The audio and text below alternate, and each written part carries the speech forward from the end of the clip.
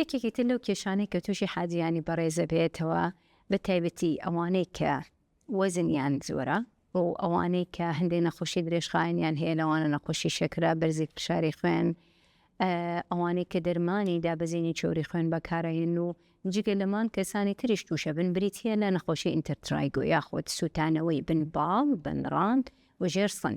ئەمانە لە نتیجەی لێخشاندنی پێستەکە ڕۆیە، لە نتیجە عارقکردنەوەی زۆر ڕۆیە، لە نتیجەی بەکارهێنانی جلوبەرگی تەسک ڕۆیە. ڕێنمایی ئێمە بۆ ئەو کەسانە بەکارهێنانی جلوبەرگی کە فراوان بێ زۆ خۆشتن بۆ کەمکردنەوەی عارقی ئەو مۆنتیقانە. جگە لەوە بەکارهێنانی هەندێک دەرمانی مناڵان هەیە، کریمی مناڵان هەیە پرۆتکتیڤە وەکو حاجزێک وایە، نایڵێ ئەو پێستە لە یەکتری بخشێت و لە کاتی دروستبوونی ئەو برینانی کە لێیان دەرەچێت، تەمان بە شێوەی سوربوونەوە دەرەچێت، بە شێوەی خوڕاندن دەرەچێت، بە شێوەی کزانەوە دەرەچێت. بەکارهێنانی دەرمانی تایبەت بۆ ئەوەی نەگاتە ئەوەی کە فتڕیاتی بێتە سەر، چونکە خۆی لە بیدایەتە هەر سوتانەوەی دوایی تووشی فتڕیاتی شەبن. سمارت وەرچەرخانە.